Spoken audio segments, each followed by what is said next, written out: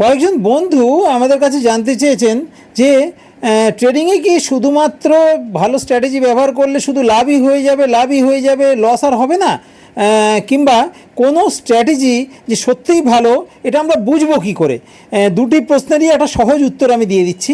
দেখুন, ট্রেডিং মানে শুধুমাত্র লাভ লাভ লাভ লাভ লাভ নয়, কিছু কিছু লস নেওয়ার ব্যবস্থাও রাখতে হবে এবং সহ্য করতে হবে। হ্যাঁ, অবশ্যই যেন লাভের তুলনায় লসের পরিমাণ কম হয়, তবেই ট্রেডিংয়ে সফলতা আসবে।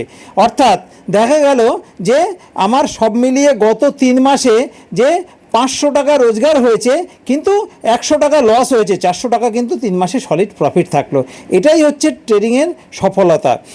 আপনি কোনো স্ট্র্যাটেজি সফল কিনা সেটা জানার জন্যে বিগত 3 মাসে, মানে পুরাতন যে 3 মাসের, সেই 3 মাসে সেই স্ট্র্যাটেজি অ্যাপ্লাই করে দেখতে হবে যে কতবার কত কত পয়েন্ট আপনার লস হয়েছে এবং কত পয়েন্ট আপনি প্রফিট করেছেন। তাহলে প্রফিট থেকে লসের পরিমাণ মাইনাস করলেই আপনি বুঝে যাবেন যে আপনি প্রফিটেবল ট্রেডার হতে পারছেন না লস, স্ট্র্যাটেজি ভালো না খারাপ, তাহলেই আপনি বুঝে যাবেন। 3 মাস যথেষ্ট টাইম, বুঝতেই পারছেন।